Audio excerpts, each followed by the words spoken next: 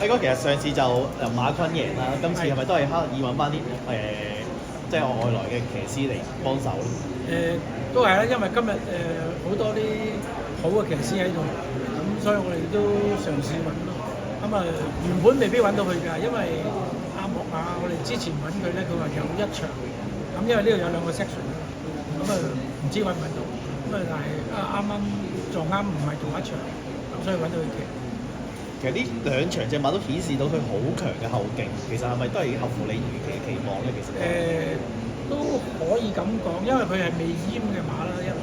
咁其實我哋初都諗住閹佢嘅，咁但係佢係好乖嘅神速，但係即係出賽人，因為可能人多啊，咁佢都開始都有少少緊張。咁但係即係佢有咁嘅表現咧，我哋暫時都即係保留原狀咯，繼續。咁升上2班之後，咪都係 keep 翻跑翻1200咧，都係。1200係啊，甚至話同馬話佢話掟1400都得嘅，因為佢出嚟都好放鬆嘅啫嘛。好，咁希望隻馬繼續進步啦，恭喜曬輝哥。好，多謝。